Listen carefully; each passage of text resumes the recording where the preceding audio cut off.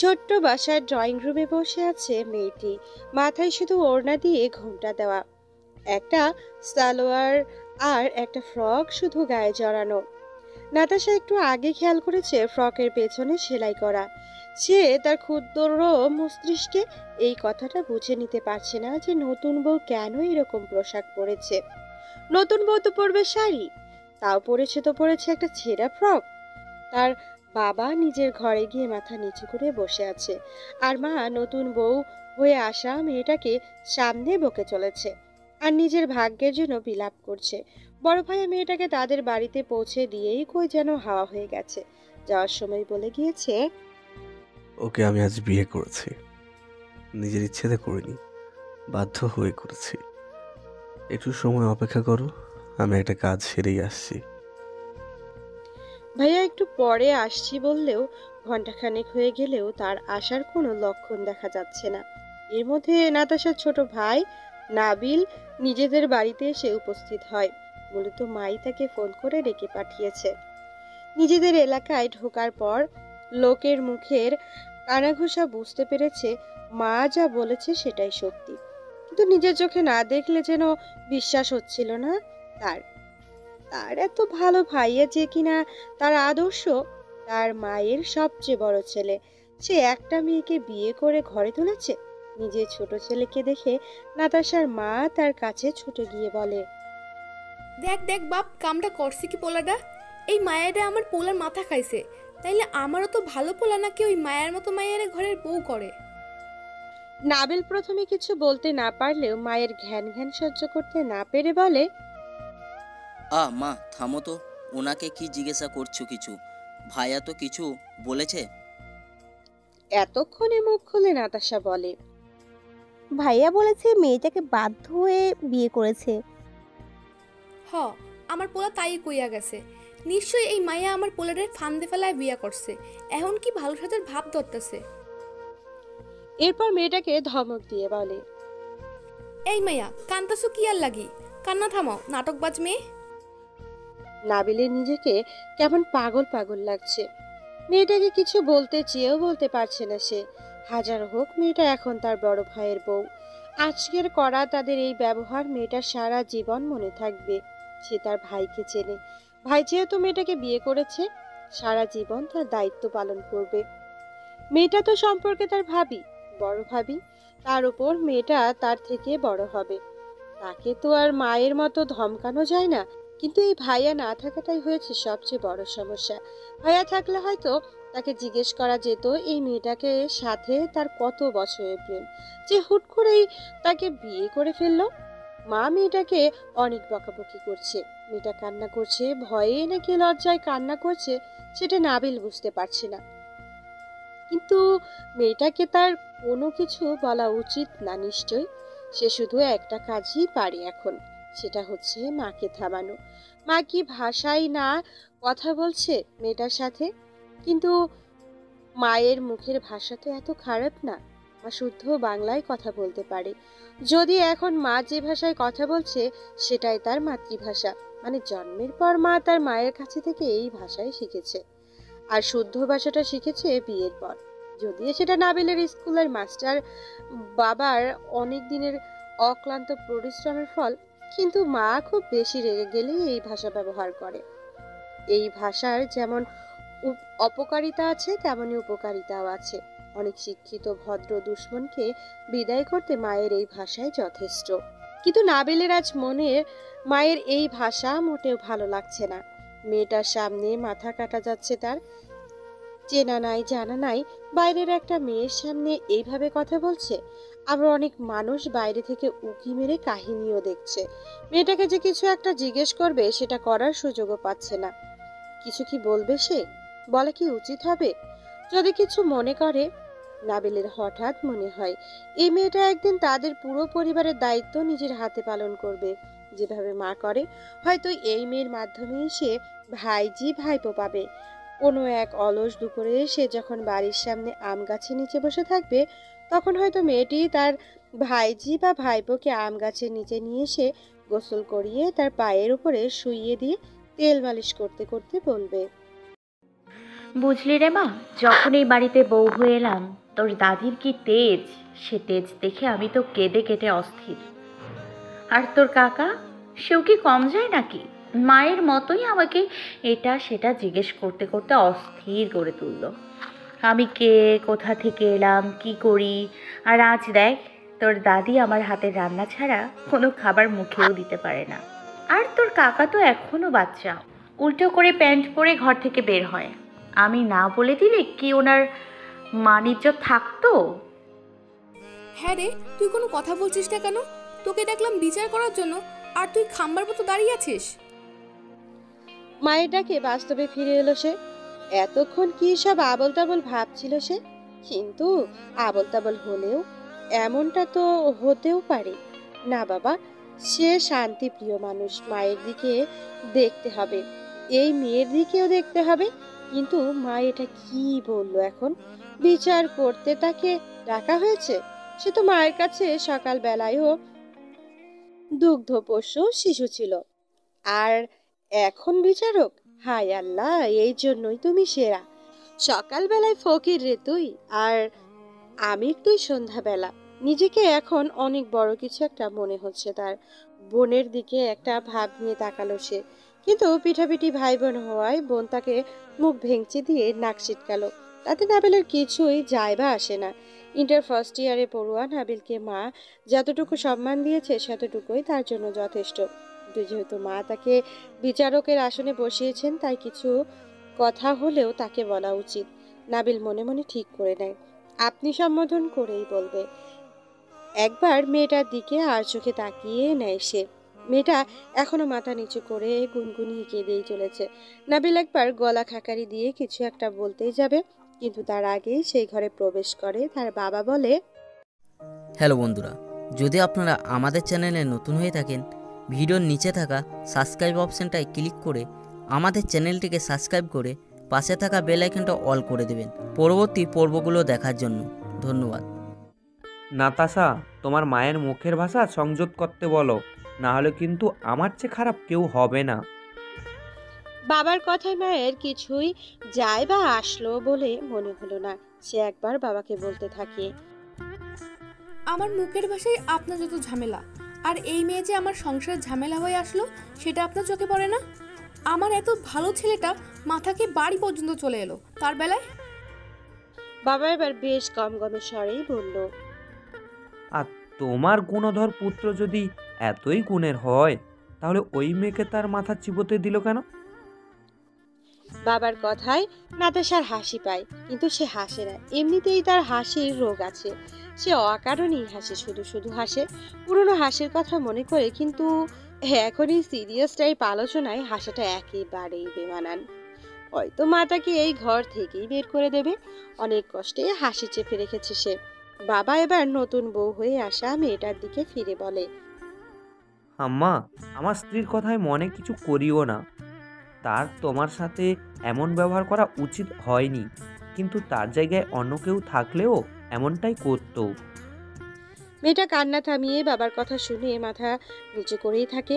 বাবা আবার তাকে জিজ্ঞেস করে, তোমার নাম কি আম্মা? মেয়েটা আগের মতোই মাথা নিচু করে রেখেই জবাব দেয়, আসমানি। আমি জানি শ্বশুর হিসেবে তোমাকে এই প্রশ্নগুলো করা উচিত না, কিন্তু আম্মা, তোমরা এইভাবে পালায়ে আসলা কেন? তোমার বাবা মাকে জানাতে আমরা বিয়ের ব্যবস্থা করতাম। তোমার বাবা মা তোমার জন্য দুশ্চিন্তা করছে না? মেয়েটা এবার হাউমাউ করে কেঁদে ওঠে, বাবার পায়ের নিচে বসে পড়ে। বাবা অপ্রস্তুত হয়ে তাকে উঠতে বললেও সে কাঁদতে কাঁদতেই বলে, আমরা পালিয়ে বিয়ে করিনি। আমি তো আপনার ছেলেকে চিনতামও না। আজকে আমার একটা চাকরির ইন্টারভিউ ছিল। আমি আমার বাস মিস করায় রাস্তা দিয়ে হেঁটে আসছিলাম। সন্ধ্যা হয়ে যাওয়ায় আমার ভীষণ ভয় লাগছিল। রাস্তায় আপনার ছেলেকে দেখে তাকে বলেছিলাম আমাকে যেন তার বাইকে করে সামনের বাস স্টপে ছেড়ে দিয়ে আসে। আপনার ছেলে আমার কথা রাখতে গিয়েই আজ এই দশা। মেয়েটির কথা শুনে সবাই অবাক। সবচেয়ে বেশি অবাক নাবিলের মা। জানালার বাইরে থেকে যে কয়েক জোড়া চোখ আর কান তাদের ঘরের ভেতরে নজর রেখেছে সেটা বুঝতে পেরে নাবিল কিন্তু কিছুই বলে না। সত্যিটা তারাও জানুক, না হলে তো নিজেদের মতো করেই ভেবে নিবে সবকিছু। বাবা আবার মেয়েটাকে জিজ্ঞেস করে, তারপর কি হয় আম্মা? রাস্তার পাশের এক জঙ্গলের কাছে এসে ওনার বাইক নষ্ট হয়ে যায়। একে তো সন্ধ্যা বয়ে প্রায় রাত হয়ে গেছে, আবার ওইদিকে মানুষজনও তেমন আসে না। কিছু বখাটে ছেলে আমাদের দুজনকে ওই নির্জন রাস্তায় দেখে ভাবে যে আমরা অনৈতিক কাজ করছি। তারা টাকা দাবি করে, আপনার ছেলের আর আমার ফোন কেড়ে নেয়। তারপর আরও টাকা দাবি করে, কিন্তু তেমন টাকা তাদের দিতে না পারায় তারা আশেপাশে থেকে মুরব্বি নিয়ে এসে আমাদের নামে বদনাম রটায়। তখন ওই মুরব্বীরাই আমাদের বিয়ে পড়িয়ে দিয়েছে। বিশ্বাস করুন, আমাদের কোনো দোষ ছিল না। মেয়েটির কথা শুনে উপস্থিত সবাই হকচকিয়ে যায়। নাবিলের মা শাহেদা বেগম এবার একটু নরম হন। তার উপরে যতই হোক সেও নারী, নারীর চরিত্রের ওপর দাগ পড়লে কেমন লাগে সেটা ভালোভাবেই জানে। নারীর কাছে তার চরিত্র ছাড়া নিজের বলতে আর কেই বা আছে। শাহেদা বেগম মেয়েটার কাছে গিয়ে তাকে সোফায় বসিয়ে দিয়ে বলে, তোমার বাবা মাকে একটা কল দাও, এখানে আসতে বলো, তারা হয়তো দুশ্চিন্তা করছে। মায়ের নরম মন আর নরম ব্যবহারের পরিচয় পেয়ে মেয়েটি এবার মাকে জড়িয়ে ধরেই বলে, আমার বাবা মা ভাই বোন কেউ নেই। মা ভাই আর বোন 2 বছর আগে ডেঙ্গু জ্বরে আক্রান্ত হয়ে আল্লাহর কাছে চলে গিয়েছে। আর বাবা সেই শোক না সইতে পেরে 2 মাসের মাথায় ব্রেন স্ট্রোক করে মারা গেছে। মেয়েটা কান্না করতে করতে কাশতে কাশতে থাকে। শাহেদা বেগম নাতাশাকে তাড়াতাড়ি পানি দিয়ে আসতে বলে। নাতাশা পানি নিয়ে এলে মেয়েটি ঢকঢক করে পানি খায়, যেন কত দিনের তৃষ্ণার্ত সে। নাতাশার বাবা নাসিরউদ্দিন এবারে মেয়েটিকে জিজ্ঞেস করে, তুমি এখন থাকো কই মা?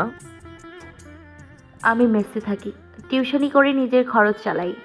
বহু কষ্টে নিজের গ্রাজুয়েশন কমপ্লিট করেছি। তোমাদের নিজের বাড়ি নেই? আছে। সেখানে থাকো না কেন? মেয়েটি এবার কাঁদো কাঁদো গলায় বলল, বাবার মৃত্যুর পর আমার বড় চাচা আমার বাবার শহরে যা ছিল সব নিজের ছেলের নামে করে নিয়েছে, উকিলকে ঘুষ খাইয়ে। আর আমাকে গ্রামের সামান্য জমি আর একটা ছোট্ট বাড়ি দিয়েছে। আমি সারা জীবন শহরেই থেকেছি, তাই কষ্ট হলেও এখন নিজের খরচ নিজে জুগিয়ে পড়াশুনো শেষ করে কোনো রকমে একটা চাকরি পাওয়ার চেষ্টা করছি। কিন্তু আমার দুর্ভাগ্য আমার পিছু ছাড়লো না। এখন আমার জীবনটা নষ্ট হয়ে গেল। রাত 12টার দিকে চোরের মতো হেঁটে নিজের মহল্লার চিপাচাপার গলি দিয়ে নিজের বাড়িতে ঢোকার চেষ্টা করছে নাহিদ, কিন্তু সে যেদিক দিয়ে যাচ্ছে না কেন কেউ না কেউ সেই রাস্তা দিয়ে হাঁটছে। নাহিদের খুব বিরক্ত লাগছে সবার উপরে, কিন্তু কিছুই করার নেই। এদের সামনে গিয়ে কি আর বলা যাবে যে এত রাতে রাস্তায় না ঘুরে বাসায় যাও, এইসব নেশা টেশা ছেড়ে দাও, বাসায় ফিরে যাও, ঘরে তোমাদের বউয়েরা অপেক্ষা করছে।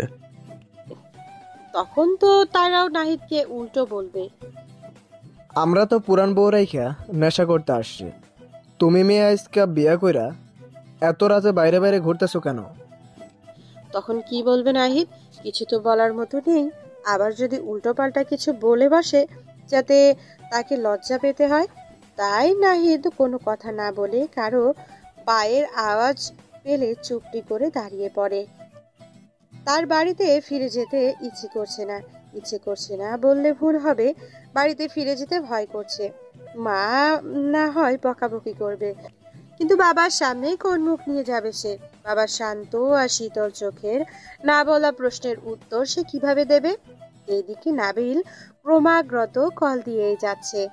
আজকের রাতটা কোনো রকম পার হয়ে গেলেই কালকে সে কলঙ্ক মুক্ত হয়ে যাবে। সব ব্যবস্থা করে এসেছে সে, কিন্তু আজকের রাতটা কিভাবে সে বাড়িতে থাকবে সেটা বুঝতে পারছে না। নাহিদ নিজেকে সাহস দিয়ে বলে, যা হওয়ার হবে, আগে তুই বাড়ি যা নাহিদ, তুই বাড়ি চল, কালকে সব কালপ্রিটগুলো শাস্তি পাবে পুরো মহল্লার সামনে, তখন তুই তোর মান ইজ্জত সব আবার ফেরত পাবি। বাড়ির কাছাকাছি আসতেই নাহিদের নাকে বিরিয়ানির গন্ধ ভেসে আসে। বিরিয়ানি তার অনেক পছন্দের একটা খাবার, সবচেয়ে বেশি তার ভালো লাগে মায়ের হাতের বিরিয়ানি। মা ছোট ছোট করে মুরগির মাংস কেটে দেয়, যাতে মনে হয় অনেক মাংসের টুকরো আছে। আগে সে নাবিলের সাথে বিরিয়ানির মাংস নিয়ে ঝগড়া করত, কিন্তু বিশ্ববিদ্যালয়ের সময় থেকে আর করে না। কিন্তু এখন নাবিল আর নাতাশা ঝগড়া করে। তাদের বাড়িতে কালে ভাদ্রে বিরিয়ানি রান্না করা হয়। সেদিন আর কেউ বাড়ির বাইরে বের হয় না, রান্নাঘরে মায়ের আশেপাশে ঘুরঘুর করে। যে নাতাশা রান্নাঘরে যায় না, সে নাতাশাও মাকে টুকটাক সাহায্য করে। লেবু কেটে নেয়, শশা কেটে নেয়, টিউবওয়েল থেকে জগ ভর্তি করে পানি নেয়। মাঝে মাঝে বড় ভাইয়ের কাছে এসেও বলে, ভাইয়া, তোর কাছে কি কোকা কোলা ক্যানের টাকা আছে? খাবার শেষে খেতে ভালো লাগে, আনতে পারবি এক বোতল? আজ নিশ্চয় তার বাড়িতে বিরিয়ানি রান্না হচ্ছে না। মা হয়তো বাড়ির সামনেই চেলা কাঠ নিয়ে বসে আছে তাকে মারার জন্য। এখন আর এসব ভেবে লাভ নেই, যা হবার হবে। নিজেই নিজেকে কথাগুলো বলতে বলতে নিজের বাড়ির গেটের ভেতরে ঢুকে পড়লো। কিন্তু সে যা দেখলো তাতে তো তার অজ্ঞান হওয়ার দশা। তাদের রান্নাঘরেই বিরিয়ানির গন্ধ আসছে। তার মা রান্নাঘরের সামনে কেটে রাখা টিন বসিয়ে রান্না করছে। এই ভীষণ রকম অন্ধকারে মাটির চুলোর আগুন টকটকে লাল মনে হচ্ছে। মা নিশ্চয়ই ঘেমে গেছে। মাঝে মাঝে কপালে নিজের কাপড় দিয়ে ঘাম মুছছে। বাবাকে সে দেখতে পেল বারান্দায় সামনে সিঁড়িতে বসে আছে। নাতাশাকে দেখতে পেল টিউবওয়েল থেকে পানি তুলছে। নাবিলকে আশেপাশে কোথাও পেল না সে। সে চুপি চুপি দুবারের মাঝখানে এসে দাঁড়ালো। প্রথমে বাবাই তাকে দেখলো। তাকে দেখে বেশ স্বাভাবিকভাবেই বলল, নাহিদ, বসে পড়। কখন গেলি? আর এখন আসার সময় হলো? নাহিদ বুঝতে পারলো না বাড়ির সবাই এত স্বাভাবিক কিভাবে আছে। নাবিলকে জিজ্ঞেস করলে সব জানা যেত। নাহিদের বাবা নাসির উদ্দিন আবার তাকে তাড়া দেয়। নাহিদ ধীর পায়ে তার পাশে গিয়ে বসে। কিছুক্ষণ নীরবতার পরে বাবা বলে, আল্লাহ যা করে সব ভালোর জন্যই করে, আর বিয়ে হলো সম্পূর্ণ আল্লাহর ইচ্ছে। এই মেয়েটিকে তোমার জন্যই আল্লাহ সৃষ্টি করেছে, তাই তোমার সাথে তার বিয়ে হয়েছে। জীবনকে শুধু শুধু এত জটিল করার কোনো দরকার নেই বাবা। তোমার যদি অন্য কোনো পছন্দ না থাকে, তবে মেয়েটিকে তুমি ভালোভাবেই স্ত্রীর মর্যাদা দিয়ে এই বাড়িতে রেখো। আর যদি তোমার কোনো পছন্দ থাকে আমাকে বলো, আমি এই মেয়েটির ব্যবস্থা করব। মেয়েটি অনাথ, তার দেখভালের দায়িত্ব এখন যেহেতু আমাদের, তুমি তার দায়িত্ব না নিলেও আমি তার জীবন ভালোভাবেই গড়ে দিব। নাহিদ মাথা নিচু করে বলে, আমার কোনো পছন্দ নেই বাবা। আমি জানি আগে থেকেই, তোমার প্রতি গর্ব হচ্ছে আমার। তুমি চাইলে মেয়েটিকে এই বাজে লোকদের হাতে ফেলে আসতে পারতেই, সে ক্ষমতা তোমার আছেই আমি জানি, কিন্তু এই মেয়েটির বদনাম হয়ে যেত। আমি ওর জন্যই করেছি বাবা। জানি, আমার ছেলে বলেই কিন্তু তুই এমন করেছিস রে বেটা। বলেই হাসে বাবা। বাবার এই বন্ধুর মতো আচরণে নাহিদও হাসে। নাহিদ কিছু বলার আগেই রান্নাঘর থেকে তার মা তাকে ডেকে বলে, এদিকে আয় তো নাহিদ। নাহিদ যে ভয়টা নিয়ে বাড়িতে এসেছিল সে ভয়টা আর নেই, কিন্তু এখন এক রাশ লজ্জা তাকে ঘিরে রেখেছে। কিভাবে যাবে সে মায়ের সামনে? হঠাৎ তার একটা কথা মনে হয়, কোথায় আছে মেয়েটি? মানে তার সন্ধ্যাবেলায় বিয়ে করে আনা বউ ঘরের মধ্যে, কিন্তু কোন ঘরে আছে? তার ঘরে নাকি নাতাশার ঘরে? নাহিদ এবার ঘুরে নিজের ঘরের দিকে তাকায়। তার ঘর তো অন্ধকার, নাতাশার ঘরও। তাহলে কি মায়ের ঘরে আছে সে? এই নাহিদ, কথা কানে যায় না? ওখানে তো আছিস, আসতে এত সময় লাগে নাকি? নাহিদ কোনো উপায় না পেয়ে নত মুখে মায়ের সামনে গিয়ে দাঁড়ায়। মা তার দিকে একবার তাকিয়ে চামচে করে এক চামচ বিরিয়ানি তুলে দিয়ে বলে, দেখ তো লবণ আর ঝাল ঠিক মতো হয়েছে কিনা। বাধ্য ছেলের মতো মায়ের কথা রাখতে গিয়ে নাহিদ সরাসরি হাত দেয় চামচের মধ্যে, কিন্তু খাবার গরম থাকায় তার হাতে প্রচুর ব্যথা পায়। আর সঙ্গে সঙ্গে ব্যথায় কুকিয়ে ওঠে সে। মা তাকে বকতে বকতে বলে, এত বড় হয়ে গেছিস অথচ এখনো সামান্য এই কাজটা করতে পারিস না? বিয়ে করেছিস কোন আক্কেলে? যদি সামান্য বিরিয়ানি লবণ দেখতে গিয়ে হাত পোড়াস তাহলে সংসার করবে কিভাবে? তারপর পেছনে ফিরে বলে, আমার ভোলাবালা ছেলেটার বউ হয়ে এসেছো ভাগ্যক্রমে। সৌভাগ্য নাকি দুর্ভাগ্য সেটা বলতে পারবো না, কিন্তু এই সংসারটা কিন্তু তোমাকেই দেখতে হবে, বুঝলে আসমনি? মায়ের কথা শুনে নাহিদও মায়ের পেছনে মাথা তুলে তাকায়। মায়ের পেছনে ছিপছিপে গড়নের একটা মেয়ে বসে আছে। খুবই সাধারণ একটা মেয়ে, সাধারণ মধ্যবিত্ত ঘরের মেয়েদের মতোই পোশাক। তাকে দেখে মাথার ঘুমটা টেনে শশা কাটতে থাকে। এই প্রথম মেয়েটাকে ভালোভাবে খেয়াল করে সে। সন্ধ্যায় তো মাস্ক পরা ছিল, তাই চেহারা দেখতে পারেনি। মেয়েটি দেখতে বেশ ফর্সা, মুখে কয়েকটা ব্রণের দাগ আর ব্রণ আছে। একটা ব্রণ পেকে লাল হয়ে গেছে গালের এক পাশটায়। মনে হচ্ছে মেয়েটার মুখে রং মেখেছে। হাতে পায়ে কোনো অলংকার নাই, সাধারণ মেয়েদের থেকেও সাধারণ মেয়েটি। কিন্তু এই প্রথম কোনো মেয়েকে তার খুঁত সহ এত ভালো লাগলো। নাহিদ মুহূর্তেই কেমন হয়ে গেল। মেয়েটি একবার তাকালো তার দিকে। নাহিদের মনে দোলা দিয়ে গেল কোনো এক অজানা বাতাস। নাহিদের মনে হলো এই মেয়েটিকে দেখে সে সারা জীবন পার করে দিতে পারবে। সৃষ্টিকর্তা তার জন্য যে এত সুন্দর একটা মেয়েকে তৈরি করেছে, সেটা সে এই মেয়েটিকে না দেখলে বুঝতো না মোটেও। নাহিদ তার জীবনে একটা প্রেমও করতে পারেনি, শুধুমাত্র তার লাজুক স্বভাবের জন্য। মেয়েদের সামনে গেলে তার ভীষণ নার্ভাস লাগে। প্রেম করা তো দূরের কথা। এইখানে দাঁড়িয়ে না থেকে দেখো তো নাবিল কই গেল। সেই কখন থেকে দই আনতে পাঠিয়েছি, এখনো খবর নেই।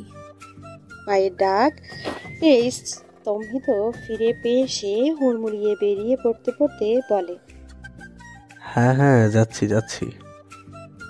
নাহিদকে অবশ্য যেতে হলো না। গেটের সামনে যেতেই উল্টো পাশে থেকে নাবিলও গেট দিয়ে নিজের মাথা ঢুকিয়ে দিল। নাহিদও তাই পিছিয়ে আসলো। নাবিল এক হাতে দইয়ের হাঁড়ি, আরেক হাতে কোকা কোলার বোতল বারান্দায় রাখা প্লাস্টিকের টেবিলে রাখলো। নাতাশা অবাক হয়ে গেল তার হাতে কোকা কোলা দেখে। নাবিলের চোখ মুখে বিশ্বজয়ের হাসি। বাবা তাকে শুধু দই কেনার টাকা দিয়েছিল, সে নিজের টাকায় কোকা কোলাও কিনে এনেছে। খাবার টেবিলে টেনে বারান্দার মাঝখানে আনলো নাবিল। ছোট্ট একটা ঘর তাদের। ঘরের ভেতরে তিনটা থাকার ঘর। পূর্ব পাশেরটা তার আর তার ভাইয়ের, মাঝেরটা নাতাশার, আর পশ্চিম পাশেরটা বাবা মায়ের। তাদের আর বাবা মায়ের ঘরের সামনে বারান্দার জায়গায় আবার ছোট্ট দুটি ঘর। একটাতে গ্যাসের চুলা রাখা হয়েছে, আর একটাতে বানানো হয়েছে বসার ঘর। তাই তাদের ঘরে আলো বাতাস পায় না। সামনে থেকে নাতাশার ঘরের সামনে জানালা থাকলেও বারান্দায় রাখা ডাইনিং টেবিলটার জন্য তাও ঝামেলা। নাবিলে ভীষণ অস্বস্তিতে পড়ে গেল মেয়েটার সামনে। তাদের কি না কি ভাবছে মেয়েটা। নাতাশা তার ঘর থেকে তার পড়ার টেবিলে চেয়ার নিয়ে এসেছে, কারণ এখন তো 6 জন মানুষ। রং ওঠা চেয়ারটা দেখেও নাবিলের ভীষণ ছোট মনে হলো। কি নিদারুণ গরিবই না তারা। খাবার টেবিলে বসে আসমানি নামের মেয়েটির মাথা নিচু করে খেতে থাকে। নাবিলের তখন ভীষণ মন খারাপ লাগে। এই ব্রয়লার মুরগির মাংস দিয়ে বিরিয়ানি মেয়েটার কেমন লাগছে কে জানে। একটু আলাদা বা খাসির মাংস কি দেওয়া উচিত ছিল না তাকে? তবে একটা বিষয় খুব ভালো লাগছে নাবিলের, তার বড় ভাই আর চোখে মেয়েটির দিকে কেমন করে যেন তাকাচ্ছে। সে ভালো মতোই বুঝতে পেরেছে ভাইয়ের এই মেয়েটিকে বেশ মনে ধরেছে।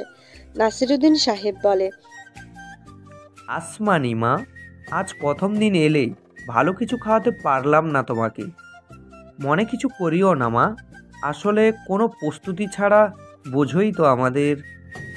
এই প্রথম মেয়েটি মাথা উঁচু করে বাবার দিকে তাকিয়ে তার কথা শেষ না করতে দিয়েই বলল, কি বলছেন বাবা? কতদিন পর এইভাবে ঘরের খাবার খেলাম, আমার নিজেরও মনে নেই। আর এই খাবারকে সামান্য কেন বলছেন?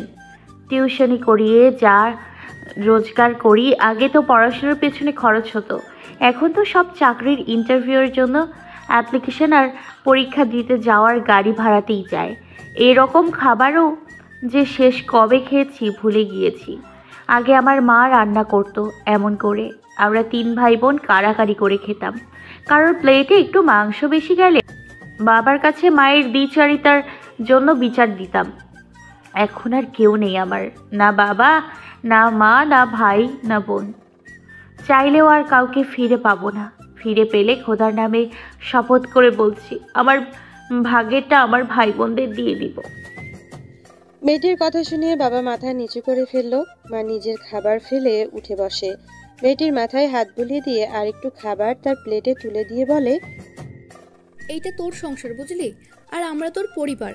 যখন যা ইচ্ছা হবে তাই নিজে হাতে নিয়ে খাবি। আমরা তো বড় লোক না কিন্তু মাসে কিংবা 2 মাসে 2-1 ভালো খাবার আমরা খাই। তুইও খাবি, লজ্জা করবি না মোটেও। মায়ের মমতায় মেয়েটি যেন গলে যাচ্ছিল। প্লেটের সব খাবার একটু একটু করে শেষ করলো সে, একটা দানাও বাকি রাখলো না। নাবিলের বেশ ভালো লাগলো মেয়েটিকে। তাদের মতো মধ্যবিত্ত সংসারকে গুছিয়ে একত্রে রাখার জন্য এইরকম একটি মেয়ে যথেষ্ট। নাতাশার ঘরে বসেছিল আসমানি, পাশের ঘরেই নাহিদ বসে আছে। বিয়ে এমন একটা সম্পর্ক যেখানে অপর একটা মানুষের সম্পর্কে কোনো কিছু না জানলেও তার প্রতি আলাদা একটা টান আসে।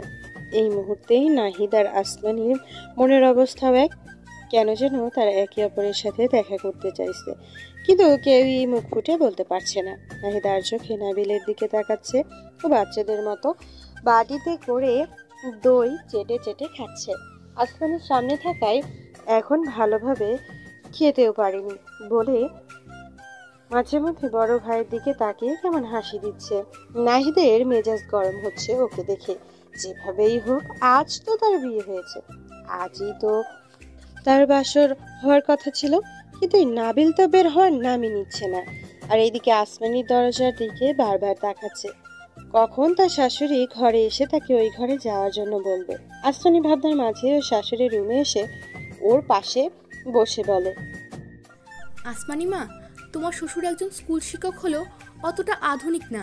সে কোথায় যেন এক ইসলামিক বক্তাকে বলতে শুনেছে, বৈধ অভিভাবক ছাড়া নাকি বিয়ে ভালোভাবে সম্পন্ন হয় না।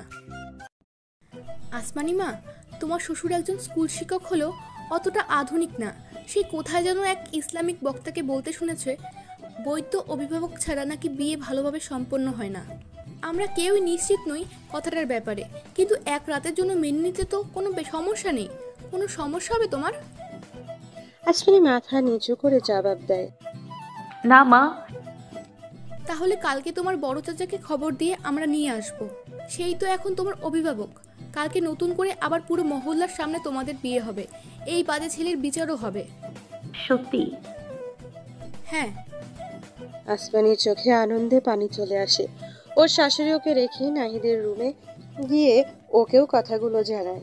নাহিদ প্রচন্ড গরমে কাঁথা দিয়ে নিজের পুরো শরীর ঢেকে মুখ ভোতা করে শুয়ে থাকে। আর আসমানি সৃষ্টিকর্তার কাছে শুকরিয়া জানায় সবকিছু ভালোভাবে সম্পূর্ণ হওয়ার জন্য। সে একটা নতুন পরিবার পেয়েছে, নতুন বাবা মা ভাই বোনও পেয়েছে। নাহিদ অর্থাৎ নিজের স্বামীর কথা মনে হতে গাল দুটো লাল হয়ে ওঠে তার। নিজেই নিজেকে বলে, না রে আসমানি, আল্লাহ তোকে পরিবারের সাথে একটা স্বামীও বকশিস দিয়েছে। শাহেদা বেগমের আজ কাজের শেষ নেই। সকাল থেকেই রান্নাঘরে আছে সে। তাদের কাছে বেশ কিছু আত্মীয় স্বজন এসেছে বড় ছেলের বিয়ে উপলক্ষে। তাদের জন্য রান্নাবান্না করতে হবে। সবাই নিজেদের নিয়েই ব্যস্ত, কেউ তাকে একটু সাহায্য করার মতো নেই। নিজের ভীষণ রকম সৎ স্বামীর একার রোজগারের সংসার সে আর চলে না। তার ভাসুর আর দেবর দুজনেই অঢেল সম্পদের মালিক।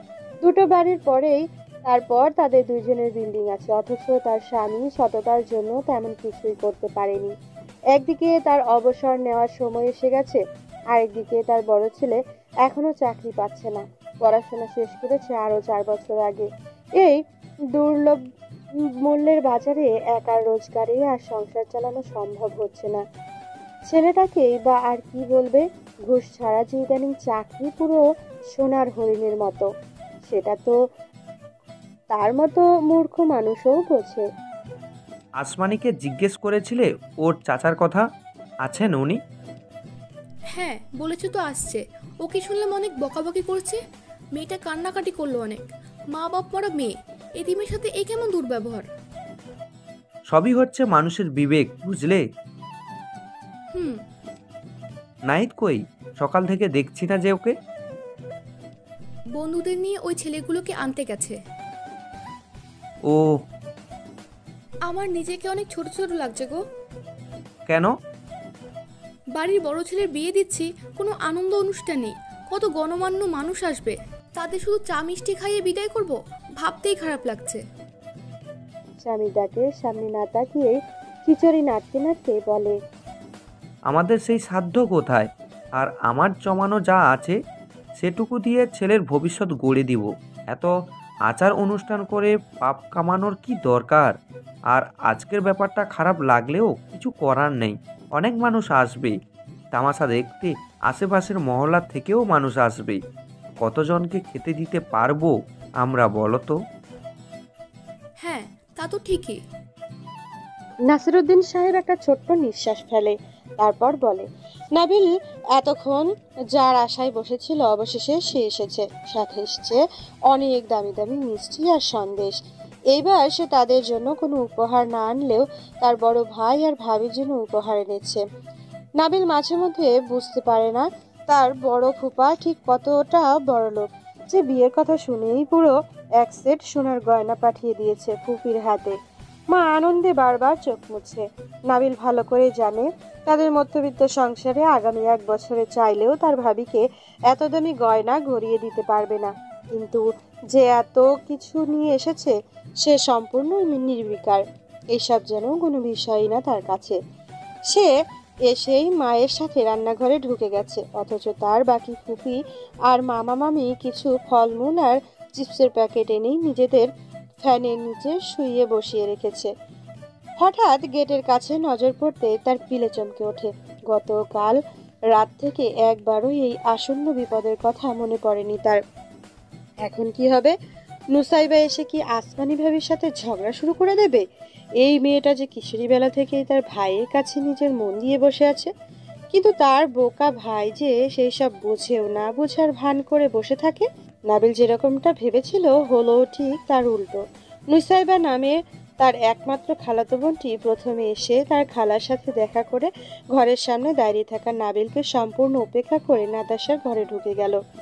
নাবিলের দম প্রায় বন্ধ হয়ে আসার অবস্থা। নুসাইবা ঘরের ভেতরে ঢোকার পর নাতাশা আর তার ছোট চাচার মেয়ে আফিয়াও চমকে ওঠে। তারাও যে জানে নুসাইবার মনের কথা। কি না কি করে বসে এখন মেয়েটা। নুসাইবা আসমানির কাছে গিয়ে বলে, তুমি কি সুন্দর গো ভাবি, ভাইয়া বুঝি তোমায় খুব ভালোবাসে? হুট করে একটা অচেনা মেয়ে এভাবে এইসব জিজ্ঞেস করায় বেশ ভড়কে যায় আসমানি। একবার নাতাশার দিকে তাকালে সে বলে, ও আমার একমাত্র খালাতো বোন, ওর নাম নুসাইবা। নুসাইবা মেয়েটি আসমানির চেয়ে বেশ ছোট হবে, কিন্তু আসমানি তাকে বলে, কেমন আছেন? নুসাইবা একটু হেসে বলে, কেমন আছি বলে তোমার মনে হয়? বড় খালা তো ভাইয়ের বিয়ে হচ্ছে, ভেবেছিলাম কত আনন্দ করব, কিন্তু কোথা থেকে কি হয়ে গেল। নাতাশা বলে, একভাবে হলেই হলো, বিয়ে তো বিয়েই, সে তো কবুল বলতেই হবে। বড় লোকের বিয়েতেও কবুল বলে বিয়ে হয়, আমাদের মতো গরিব ঘরেও কবুল বলেই বিয়ে হয়। আচার অনুষ্ঠান তো বিলাসিতা আমাদের জন্য। নাতাশার এত কাঠখোট্টা জবাবে নুসাইবা শুধু এক পলক তার দিকে তাকিয়ে থাকে। নাতাশার সাহসে কুলোয় না ওর চোখের দিকে তাকিয়ে থাকার। কত অভিযোগ আর অভিমান লুকিয়ে রেখেছে ওর ওই চোখে তার ভাইয়ের প্রতি। কিন্তু নাতাশা জানে এখন আর কিছুই করার নাই। যার প্রতি মনই না টানে তার সাথে সংসার করবে কিভাবে? নাতাশা নিজের ক্ষুদ্র মস্তিষ্কে এর থেকে বেশি আর কিছুই বুঝে না, বোঝার কথাও না। সে শুধু জানে যেহেতু বিয়ে হয়ে গেছে এখন তার ভাই শুধু তার ভাবিকেই ভালোবাসবে, বাইরের মেয়েদের দিকে ঘুরেও তাকাবে না। ক্লাস 9-এ পড়ুয়া একটা মেয়ের পক্ষে এর থেকে বেশি আর কি বা বোঝার ক্ষমতা থাকে। নুসাইবা কোনো কথা না বলে চলে যায় সেখান থেকে। নাতাশা ওর কথা লুকাতে চায় আসমানির থেকে, কিন্তু বুদ্ধিমতী আসমানি বুঝে যায় কিছু তো একটা সমস্যা আছে, নাহলে নাতাশা ওর সাথে এইভাবে কথা বলতো না। নাতাশাকে আসমানি জিজ্ঞেস করে, কি হয়েছে ওর? নাতাশা জবাব দেওয়ার আগেই ক্লাস 7-এ পড়া ওর চাচাতো বোন আফিয়া বলে, ওর মনের অসুখ হয়েছে গো ভাবি, আপনার বরকে ও ভালোবাসে সেই ছোট্টবেলা থেকে। আপনার সাথে বিয়ে হওয়ার ওর মনটা ভেঙে খান খান হয়ে গেছে। ও যে বলে না ছ্যাঁকা খাইছে, হাহারে মায়াটা কাছে আইলো আর আমি বেগুন পোড়ার গন্ধ পাইলাম। নাতাশা, আসমানি আর ঘরের বাইরে দাঁড়িয়ে থাকা নাবিল হঠাৎই বিব্রতকর পরিস্থিতিতে পড়ে গেল। নাবিলের ইচ্ছে করছে আফিয়াকে ধরে আছাড় মারতে, কিন্তু ওরই বা কি দোষ? ক্লাস 7-এ পড়া বুদ্ধিহীন ইচলে পাকা মেয়ের কাছে এর থেকে আর কি বা আশা করতে পারে সে? এলাকার চেয়ারম্যান সামনে দাঁড়িয়ে থাকা বকে যাওয়া কিশোরদের উদ্দেশ্য করে বলে, তোমরা কি অন্যায় করেছো বুঝতে পেরেছো? কারো সম্মানে আঘাত আনলে কেমন লাগবে বলো তো? তোমাদের বাবা মাকে সবাই ছি ছি করছে, ভালো লাগছে তোমাদের? আর এই ছেলে মেয়ে দুটোর চরিত্রে যে এইভাবে কলঙ্ক মাখাইলা, তাহলে এদের কেমন লাগছে? সামনে দাঁড়িয়ে থাকা ছেলেগুলোর মাথা নিচু করে দাঁড়িয়ে আছে, তাদের চোখ মুখের বেহাল দশা। চেয়ারম্যান সাহেব তাদের আবার জিজ্ঞেস করে, কোন এলাকার মুরব্বী ধৈরা আয়না বিয়া পড়াইছো কত? একটা ছেলে কাচুমাচু করে বলে, চিনি না চাচা, মনে হয় তাবলিগ বা চিল্লা থেকে ফিরতেছিল, একজন কাজীও নাকি ছিল। তারাই বলল তাড়াতাড়ি বিয়ে পড়াইয়ে ওনাদের পাপ থেকে মুক্তি দিতে। আমরা তো শুধু টাকার জন্য চিল্লা পাল্লা করছিলাম, ওনারা এসে এইভাবে বিয়ে পড়িয়ে দিয়ে যাবে বুঝতে পারি নাই। চেয়ারম্যান সাহেব এবার নাহিদের উদ্দেশ্যে বলে, চোরেও তো মানুষের এমন কইরা পিটায় না বাপ, এত মাইর দিছ যে চোখ মুখ ফুইলা গেছে। নাহিদ বেস্ট ফ্রেন্ড সোহাগ বলে, চাচা ওরা এলাকা ছেড়ে পালাচ্ছিল, কি আর করব, গেল মাথা গরম হয়ে, দিলাম কয়েকটা। যাগে সেই সব বাদ দাও নাসিরুদ্দিন স্যার আমাদের এলাকার একজন গণ্যমান্য মানুষ। আমার ছোট ভাই বোন তার কাছে লেখাপড়া করছে, আমার ছেলে মেয়েও করছে। আমরা সবাই জানি সে কেমন মানুষ, আর তার ছেলে নাহিদের চরিত্র কেমন সেটাও আমরা সবাই জানি। ভুলক্রমে হোক আর যেভাবেই হোক বিয়ে তো হয়ে গেছে তাদের, তারাও মেয়েকে মেনে নিয়েছে। যেহেতু মেয়েটা অনাথ, এক আপন বলতে শুধু এক চাচা আছে, সে আমাদের সাথেই আছে। তারও এই বিয়েতে কোনো আপত্তি নেই। ছেলে মেয়েও একে অন্যকে পছন্দ করেছে, তাই তারা আজ সবার সম্মতিতে আবার বিয়ে করতে চাচ্ছে। আপনাদের দুই পরিবারের কারো কিছু বলার থাকলে বলেন। নাসিরুদ্দিন সাহেব বলে, আমাদের কিছুই বলার নেই, মেয়ে আমাদের ঘরেই যেহেতু আছে, আমরাও চাই তো মেয়ের মতোই থাকুক। মেয়ের চাচার কোনো কথা আছে কি? আসমানি চাচা আনোয়ার হোসেন খানিকটা বিরক্ত নিয়ে বলেন, আমার আবার কি বলার থাকবো, যা হওয়ার তা তো হয়েই গেছে। এখন আপনাদের কোনো দাবি দেওয়া থাকলে বলতে পারেন। আমি যেহেতু এখন একমাত্র অভিভাবক, আমি আমার সাধ্যমতো চেষ্টা করব। নাসিরুদ্দিন সাহেব বলেন, আমি কেমন মানুষ সেটা আমার এলাকার মানুষ জানেই, আমি আর কি বলবো। আমার কোনো কিছুই দরকার নেই, আপনি নিশ্চিন্ত থাকুন। নাবিল আসমানি চাচার কথা শুনে মনে মনে বলে, দিতে তো চাইবেই, সবই তো নিজের ছেলের নামেই করেছো, একটু অংশ তো ছেড়ে দিতে চাইবেই। এবার যত সব আজে বাজে মানুষ থাকবে না, একটুও থাকবে না, সব জ্বলিয়ে ভেসে যাবে। টেকো মাথা কোথাকার। জল ভরা চোখে নুসাইবা তাকিয়ে দেখলো তার ভালোবাসার মানুষটা অন্য একটা মেয়ের সাথে তিন কবুল বলে বিয়ে করে নিল। উপস্থিত সবাই বেশ খুশি। নুসাইবা মনে হলো তার নাহিদ ভাইও খুশি, না হলে কি এইভাবে আর চোখে মাঝে মাঝে বউয়ের দিকে তাকাতো, নাকি এত মুরব্বীর মাঝেও। আফিয়ার থেকে শুনেছিল কালকে রাতে নাকি তার আলাদা ছিল। নুসাইবা মনে একটা ক্ষীণ আশার সঞ্চার হয়েছিল, নাহিদ ভাই হয়তো মেয়েটিকে মেনে নিতে পারেনি তাই আলাদা ছিল। সে ভেবেছিল কোনোভাবে বিয়েটা ভেঙে দিবে। নাহিদ ভাই যদি মেয়েটি পছন্দ করত তাহলে নিশ্চয়ই কালকে তারা আলাদা থাকতো না, কিন্তু বারবার তার বড় খালাকে তার মনের কথাগুলো বলতে চেয়েও বলতে পারেনি। কিন্তু যখন মনস্থির করলো বলার জন্য, তখনই দেখলো নাহিদ ভাই হাসি মুখে লাল বেনারসি নিয়ে বাড়িতে ঢুকছে। নুসাইবা আর কিছু বুঝতে না পারলেও তার ভালোবাসার মানুষটার মুখের হাসি যে কতটা আনন্দের সেটা মুহূর্তেই বুঝে গিয়েছিল। নাতাশাকে চেপে ধরতেই নাতাশা বলেছিল বিয়ে বৈধ নয় বলেই নাকি মা তাদের আলাদা থাকতে বলেছিল।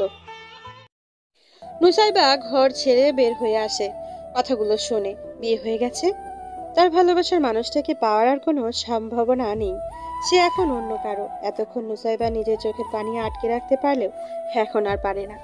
দুয়ার থেকে সবার অগোচরে নাহিদের ঘরে গিয়ে আলনা থেকে ওর একটা শার্ট নিয়ে নিজের ব্যাগে ভরে মায়ের কাছে গিয়ে বলে, মা আমাকে যেতে হবে, আমার কোচিংয়ে যেতে হবে, বিয়ে তো হয়েই গেছে, আমি চলে যাই। ওর মা দুয়ারেই ছিল, সবার সাথে আনন্দ করছিল। মায়ের কথায় বিরক্ত হয়ে বলে, এত অল্প সময়ের জন্য আসলে আসার কি দরকার ছিল? কবুল বলা শোনার জন্য কি আসছিলি? খেয়ে যা, বাড়িতে তো রান্না করিনি আমি। সমস্যা নাই, আমি কিছু কিনে খেয়ে নেব। আচ্ছা যা, সাবধানে যাস। পৌঁছে আমাকে একটা মিসড কল দিবি। মায়ের কথার উত্তর না দিয়ে নুসাইবা মাথা নিচু করে বের হয়ে আসে বাড়ি থেকে। শেষবারের মতো একবার পেছনে ফিরে দেখে তার ভালোবাসার মানুষটা তার স্ত্রীকে কি যেন বলছে। তার বাবা মা সবাইকে মিষ্টি মুখ করাচ্ছে। হঠাৎ কে যেন তার দিকে তাকিয়ে বলে, নুসাইবা মিষ্টি তো খেয়ে যা। নুসাইবা আর দাঁড়ায় না সেখানে। এই মিষ্টি তার গলা দিয়ে নামবে না। নুসাইবা চিৎকার করে কান্না করতে চাইছে, কিন্তু গলায় কাছে কান্নারা যেন কুণ্ডলি পাকিয়ে বসে আছে। শুধু চোখ দুটো থেকে বৃষ্টির মতো করে পানি পড়ছে। কালকে রাতে নাহিদের সান্নিধ্যে যাওয়ার কথা ভাবলেও এখন আসমানির ভীষণ লজ্জা আর ভয় লাগছে। তার ফুপি শাশুড়ি ছেলের বউ এসে তাকে সাজিয়ে দিয়েছে। পাশের ঘরে নাহিদ বন্ধুরা বাসর ঘর সাজাচ্ছে আর নাহিদের থেকে ট্রিট চাইছে। মাঝে মধ্যে এমন এমন কথা বলছে যার কিছু শব্দ এ ঘরেও আসছে। আসমানি লজ্জায় লাল নীল হয়ে যাচ্ছে। তার এই অবস্থা দেখে তার ফুপি শাশুড়ি ছেলের বউ বলে, আসমানি, আমার দেবর কিন্তু বড্ড লাজুক, তোমাকে কিন্তু সবকিছু শুরু করতে হবে। বলেই ফিচকে হাসি দেয় সে। আসমানির কান গরম হয়ে থাকে। তার অবস্থা দেখেই ভাবি বলে, আরে মজা করলাম, আমার দেবর লাজুক সেটা ঠিক আছে, জীবনে একটা প্রেমও করতে পারিনি। তার মানে কি জানো তো? কি? তার সব ভালোবাসা তার বউয়ের জন্য লুকিয়ে রেখেছে। আর বাইরে থেকে দেখতে যেসব ছেলেরা লাজুক লাজুক হয় তারা কিন্তু বেশ বউ পাগলাও হয়। এদিক থেকে কিন্তু তোমার বেশ সুবিধা। আসমানি কিছুই বলে না। নাহিদের এক বন্ধু এসে বলে, নতুন ভাবিকে নিয়ে আসেন ভাবি, নাহিদের থেকে টাকাও তো নিতে হবে। চলো আসমানি, তোমাকে বসিয়ে দিয়ে আসি। অপেক্ষা করতে হবে এখন। অপেক্ষার প্রহর এখন এমন হবে যে মনে হবে সে আসে না কেন, আর যখন আসবে তখন মনে হবে এখন কি হবে। কথাগুলো বলেই তিনি আবার খিলখিল করে হাসে। আসমানিকে নিয়ে পাশের ঘরে বসায়। বাইরে সবাই নাহিদের থেকে টাকা চাইছে, না হলে ঘরে ঢুকতে দেবে না তাকে। আসমানি নিজের দিকে তাকায়। কেমন হবে তার জীবন? যা হলো তা কি ভালো হলো? সেসব মানিয়ে নিতে পারবে তো, নাকি তার মনে ভাগ্যের মতো এই আশ্রয়ও হারাতে হবে? উফ, এখন বিরক্ত লাগছে অপেক্ষা করতে। ভাবি ঠিকই বলেছিল, এই অপেক্ষার প্রহর সত্যি শেষ হচ্ছে না। নাবিলের ভীষণ অস্বস্তি হচ্ছে। এইভাবে যে সে ফেসে যাবে সেটা ঘুণাক্ষরেও টের পায়নি সে। পাশের বাড়ির সেলিমের ঘরে শুনেছে আছে। তার ঘরটা মানে তার আর তার ভাইয়ের ঘরটা এখন শুধু তার ভাইয়ের না, ভাইয়ের না, ভাবির ঘর। এখন থেকে ওটা ভাবির ঘর। ভাই থাকলেও কিছুদিন পর থেকে নাতাশা বলবে ভাবির ঘর। সেও বলবে যেমন সবাই বলে মায়ের ঘর। কেন শুধু মায়ের ঘর কেন তবে ওটা? বাবারও তো থাকে ওই ঘরে। তাহলে তারা সবাই কেন শুধু বলে ওটা মায়ের ঘর? এতদিন নাবিল এই বিষয়টা খেয়াল করেনি, আজই প্রথম করলো। 4 বছর আগেও যখন নাতাশার সাথে দাদা দাদি থাকতো তখন তো সবাই বলতো দাদির ঘর। প্রথমে দাদা, তারপর দাদি চলে গেল 3 মাসের ব্যবধানে। বড্ড ভালোবাসতো বুড়ো বুড়ি একে অপরকে, তাই হয়তো আলাদা থাকতে পারেনি বেশি দিন। তারপর তো ওটা নাতাশার ঘর। ওটাই কি দুনিয়ার নিয়ম? নতুন যে আসবে তার জন্য কি সব দাবি ছেড়ে দিতে হবে? ঘুম ছাড়ানো কণ্ঠে বলে সেলিম। হ্যালো বন্ধুরা, যদি আপনারা আমাদের চ্যানেলে নতুন হয়ে থাকেন, ভিডিওর নিচে থাকা সাবস্ক্রাইব অপশানটায় ক্লিক করে আমাদের চ্যানেলটিকে সাবস্ক্রাইব করে পাশে থাকা বেল আইকনটা অল করে দেবেন পরবর্তী পর্বগুলো দেখার জন্য। ধন্যবাদ। কিরে, এত নড়ছিস কেন? ঘুমাবি না নাকি? তুই অসমতো নাক ডাকলে ঘুমাবো কিভাবে? ও, আমি নাক ডাকি নাকি? আচ্ছা ঘুমো, আর ডাকবো না। কিন্তু সেলিম বেশিক্ষণ তার কথা রাখতে পারলো না। কয়েক মুহূর্ত পরে আবার নাক ডাকা শুরু করে দিল। নাবিল নিচের মাথা বালিশের নিচে রাখলো। তাতে যদি ওর নাক ডাকার শব্দ একটু কম আসে কানে। এমনিতেই অচেনা বিছানায় ওর সহজে ঘুম আসে না, তার উপর আবার এই নাক ডাকাডাকি। হঠাৎ করেই নাবিলের একটা কথা মনে আসে। সেলিমের বউ ঘুমাবে কিভাবে? ওর এই নাক ডাকার শব্দে যদি ঘুম ভেঙে যায়, রাতে ঘুমাতে না পারলে তো পাগল পাগল লাগে। সেলিমকে ঠেলা দিয়ে বলে, সেলিম, এই সেলিম শোন। সেলিম ঘুমের মধ্যেই থেকেই বলে, কি ঠেলছিস কেন? বিয়ের পর যদি তোর বউ তোকে ছেড়ে চলে যায় এইভাবে নাক ডাকার জন্য, যে শব্দ করিস তুই, তখন কি করবি? রাত দুপুর সময় এই ফালতু কথা বন্ধ করবি? আমার চিন্তা বাদ দিয়ে তুই নিজের চিন্তা কর। শুধু কি ছেলেরাই নাক ডাকে নাকি? মেয়েরাও ডাকে। পাশের ঘরে গেলে বুঝবি আমার দাদি কি পরিমাণ নাক ডাকে, আর আমার দাদা সেখানে আরামেই ঘুমায়। তোর বউ যদি নাক ডাকে তখন তুই কি করবি তাই ভাব। সেলিম আরো কিছুক্ষণ বিড়বিড় করে কি যেন বলে, আবার ঘুমিয়ে পড়ে। কিন্তু ঘুম আসে না নাবিলের চোখে। সুদূর ভবিষ্যতের চিন্তায় ওর ঘুম আসে না। কি করবে বুঝে উঠতে পারে না সে, কিন্তু এইটুকু বোঝে জীবন সবসময় এক নিয়মে চলে না। জীবনের রং বদলায়, গতি বদলায়। নাহিদের বাহুতে মাথা রেখে আসমানি বলে, আপনি সত্যি আমাকে পছন্দ করেছেন তো, নাকি আমাকে দয়া দেখাচ্ছেন? এক কথার কতবার বলবে আসমানি? ভালো লেগেছে বলে তো বিয়ে করেছি। ভালো না লাগলে নিজের জীবনটাকে এইভাবে নষ্ট করতাম না। তবে একটা কথা জানো কি? কি? আল্লাহ যা করেন সব মঙ্গলের জন্য করেন। কি রকম? এই যে আমি 4 বছর ধরে বেকার বসে আছি, কবে জব পাবো সেই আশায়। জব পেতাম, বাড়িঘর ঠিক করতাম, কিছু টাকা পয়সা জমাতাম, বউয়ের জন্য সামান্য হলেও অলংকার বানাতাম, আবার মোহরানা টাকা জোগাড় করতাম, তারপর না বিয়ে করতাম। ততদিনে আমার চুলে সাদা পাখিরা বাসা বাঁধত। আসমানি খিলখিলিয়ে করে হেসে। নাহিদ তাকিয়ে থাকে ওর মুখের দিকে। এতটা সাবলীল কেউ কিভাবে থাকতে পারে নাহিদ ভেবে পায় না। মেয়েটা আপন বলতে কেউ নেই, অথচ দেখে মনেই হয় না তাদের সাথে নিজেকে কতটা মানিয়ে নিয়েছে। আসমানি নাহিদকে আবার জিজ্ঞেস করে, সত্যি করে বলুন তো, আমার কোন জিনিসটা দেখে আমাকে পছন্দ করলেন? হুট করে কি কাউকে পছন্দ করে ফেলা যায় নাকি? বললাম তো এই প্রশ্নের জবাব আজ দেব না। না, দিতে হবে, আর আজই, এক্ষুনি। নাহিদ নিজের আচরণে নিজেকেই অবাক হয়ে যাচ্ছে। একটা মেয়ে তার শরীর ঘেঁষে তার উপর কত সহজেই অধিকার দেখাচ্ছে, অথচ সে কিছুই বলতে পারছে না। এমনিতে তো লাজুক নাহিদ। ভার্সিটির মেয়েদের সাথেও রাস্তায় দেখা হলে মাথা নিচু করে হেঁটে যেত, যাতে হাই হ্যালো বলা না লাগে। কি হলো বলেন? অবশেষে হার মানতে হলো নাহিদকে, কিন্তু কথাটা বলতে তার ভীষণ লজ্জা লাগছে। কোনো মেয়ে কি এটা মেনে নিবে, নাকি বিশ্বাস করবে? চুপ করে আছেন কেন, বলেন। বলবো, একটা শর্তে। আসমানি ঠোঁট উল্টে বলে, কি? আসমানি মাথা চুলকে বলে, এক্ষুনি? না, এটা আসলে অভ্যেসের ব্যাপার, ধীরে ধীরে বলো। ওকে, বাট এখন আপনি বলেন আমাকে কি দেখে পছন্দ করলেন? নাহিদ নিজের চোখ বন্ধ করে বলে, তোমার মুখের ব্রণগুলো দেখে, বিশেষ করে এই গোলাপি ব্রণ দেখে। আসমানি প্রথমে অবাক হলেও পর মুহূর্তে হেসে দেয়। প্রথমে আস্তে আস্তে হাসলেও ধীরে ধীরে হাসির মাত্রা বাড়তে থাকে। জোরে জোরে হাসতে শুরু করলে নাহিদ ওর মুখ চেপে ধরে, ওকে নিজের সাথে মিশিয়ে নেয়। আসমানি হঠাৎ হাসি থামিয়ে নাহিদের চোখের দিকে তাকায়। তারা দুজনে উপলব্ধি করতে পারে একে অন্যের মনের আর চোখের ভাষা।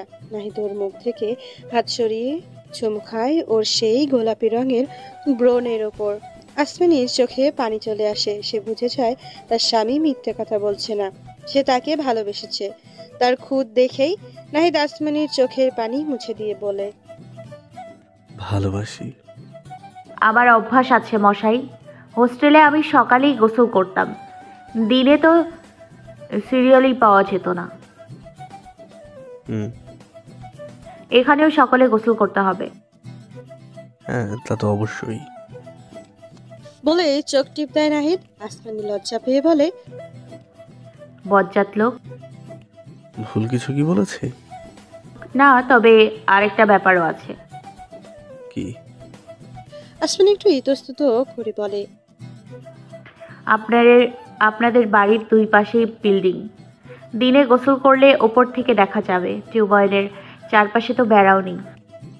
নাহিদের কপালে চিন্তার ছাপ পড়ে। আসমানি ভুল কিছু বলেনি। সে তো সারা জীবন ফ্ল্যাট বাড়িতেই থেকেছে, সেখানেই অভ্যস্ত। মা সারা জীবন সকালের দিকেই গোসল করে, কিন্তু সমস্যা হয় নাতাশাকে নিয়ে। মাঝে মাঝে ও এটা সেটা বলে একটা আলাদা গোসলখানা বানানোর জন্য, না পারলে টিউবওয়েলের চারপাশে বেড়া দেওয়ার জন্য। একবার দিয়েছিল ওর বাবা, কিন্তু সেবার আগুন লেগে সেগুলো পুরো ছাই হয়ে গেছে। নাহিদ গম্ভীর মুখে বলে, চিন্তা করো না আসমানি, আমি বেড়া দেওয়ার ব্যবস্থা করব চারপাশে। ওপরেও একটু দিয়েন, বিল্ডিং থেকে দেখা যায়।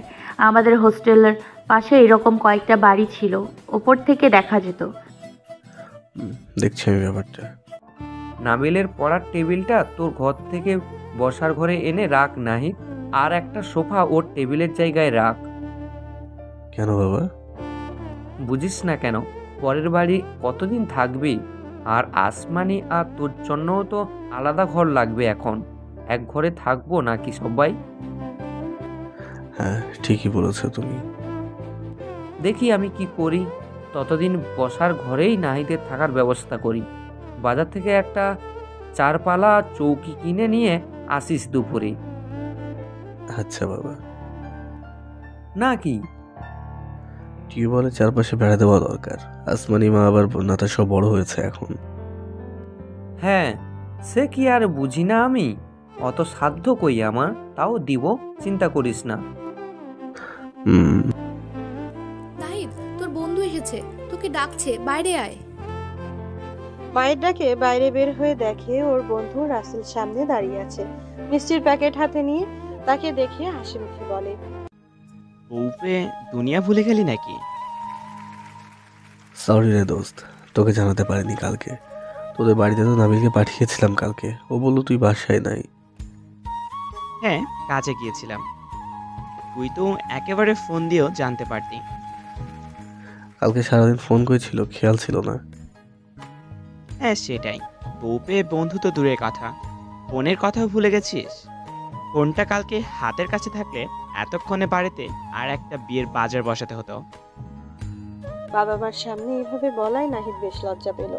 কথা ঘুরাতে তাড়াতাড়ি বলে, কি সব বলিস না, ঘরে আয়। তা তো আসবই, আজ দুপুরে খাবার খেয়ে যাব, তার আগে চাচিকে মিষ্টি মুখ করাই।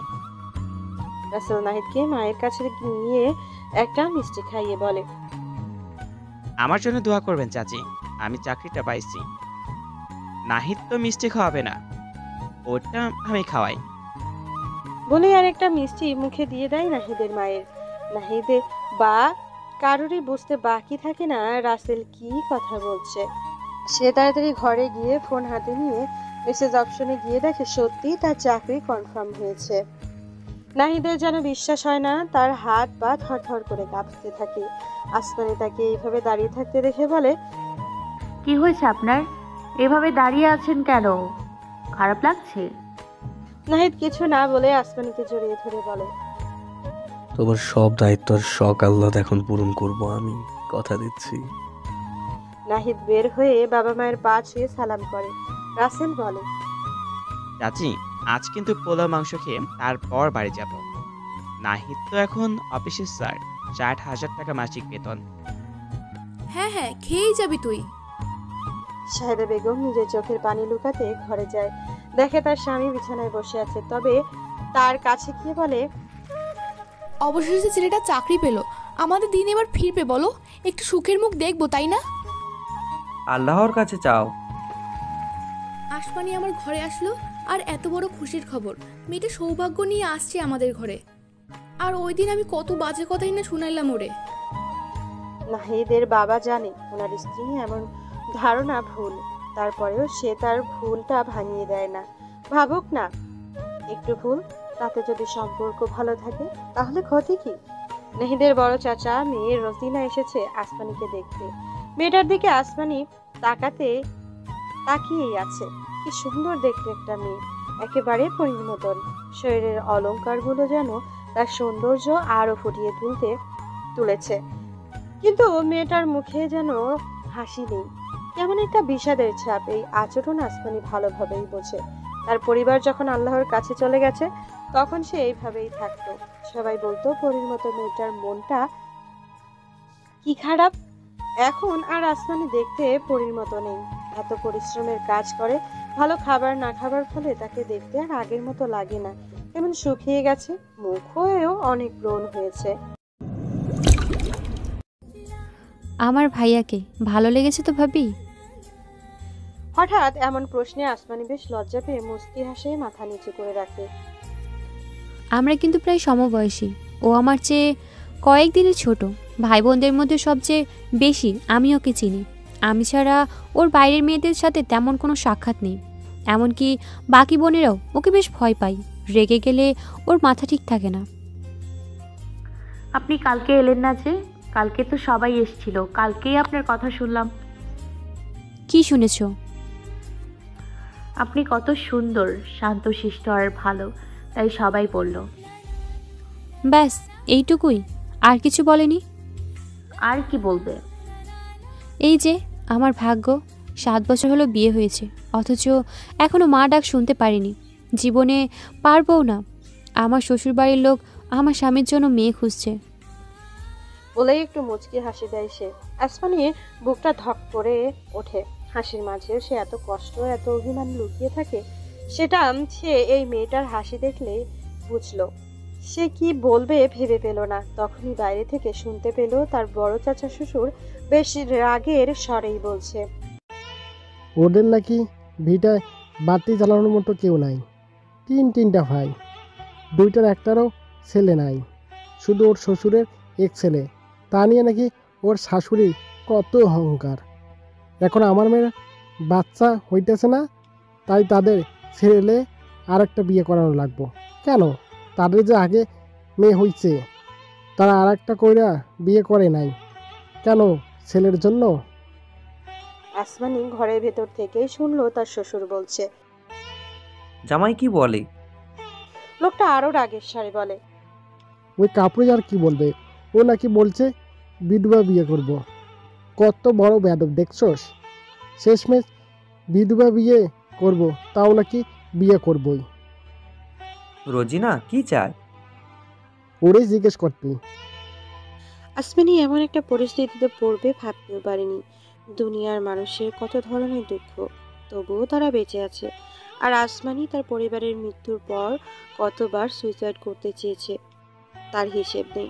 আসমানির শ্বশুর ওর ঘরে এসে রোজিনার পাশে বসে। রোজিনার দিকে তাকিয়ে দেখে চোখ দুটো পানিতে ভরে আছে। সে বেশ ধীরে ধীরে বলে, কেমন আছিস মা? ভালোই আছি মেজো বাবা। কালকে আসিসনি কেন?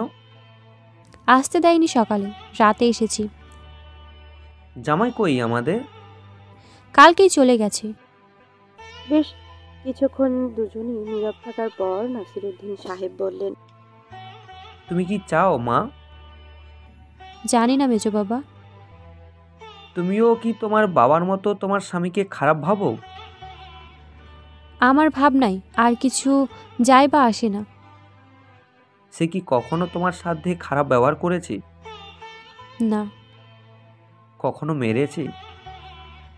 না। কোনো মেয়ের সাথে সম্পর্ক আছে? না, সে এমন কোনো সম্পর্কে জড়িয়ে নেই। তোমাদের মধ্যে মহব্বত আছে? হুম। সে কি চায়? রোজিনা কান্না আটকাতে রাখার চেষ্টা করে বলল, সেও বাবা হতে চায়। তোমার কাছে অনুমতি চেয়েছিল? হ্যাঁ। তুমি কি বলেছ? বলেছি করে নিন। তোমার ব্যাপারে কি বলেছে? ওনার বাড়ির লোক চাই ডিভোর্স করতে, কিন্তু উনি রাজি নন। আর উনি কোনো বিধবা মহিলাকে বিয়ে করতে চেয়েছেন। তুমি কি তোমার স্বামীকে খারাপ ভাবো মা? না, কিন্তু আমি। কি মা? ওনার ভাগ্য ওকে কিভাবে দেব? একই বাড়িতে থাকবো আমরা। মেজো বাবা, আমি মানতে পারবো না। মানার কথাও না। আমার কি করা উচিত মেজো বাবা? শোনো মা, প্রথমত তোমার স্বামীকে খারাপ ভাবা বন্ধ করো। সে মোটেও খারাপ মানুষ নন। না হলে 7টা বছর কিন্তু কম সময় নয়। সে কোনো বাজে সম্পর্কেও জড়িয়ে নেই, আবার বিয়েও করতে চেয়েছে কোনো বিধবা মহিলাকে। তুমি কি মা হতে চাও না মা? চাই মেজো বাবা, আমিও মা হতে চাই। আল্লাহর কাছে নামাজ শেষে মনোজাতে আল্লাহর কাছে কি চাও বলো তো? সন্তান, যে কোনো কিছুর বিনিময়ে আমি একটা সন্তান চাই মেজো বাবা। স্বাভাবিকভাবেই কি তোমার মনে হয় না তোমার স্বামীও বাবা হতে চায়? হ্যাঁ, সেও চাই। দেখো মা, পৃথিবীতে প্রতিদিন হাজার হাজার মেয়ে মারা যাচ্ছে বাচ্চা জন্ম দিতে গিয়ে। তবুও কি কোনো মেয়ের মুখে শুনেছো আমি মা হতে চাই না? সব মেয়েই মা হতে চায় মা। আমি আমার এক ছাত্রীকে দেখেছি, বাচ্চা জন্মের সময় ডাক্তার বলেছিল যে কোনো একজনকে বাঁচানো যাবে, সবাই ওকে বাঁচানোর সিদ্ধান্ত নিয়েছিল। কিন্তু অপারেশন থিয়েটারে মেয়েটা ডাক্তারের হাত ধরে বলেছিল তার সন্তান যেন পৃথিবীর আলো দেখতে পায়।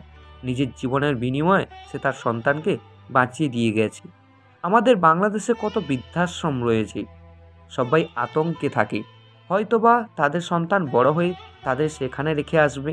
কিন্তু কোনো পুরুষ তো বাবা হওয়ার আনন্দ থেকে বিরত থাকে না মা। মানুষ জানে 1 মিনিট পরেও তার মৃত্যু হতে পারে, কিন্তু তারপরও তার নিজের জীবনকে সাজাতে তার কত আয়োজন। মানুষ একটা সন্তান জন্ম দেয় যাতে তার একটা অংশ পৃথিবীতে থেকে যায়।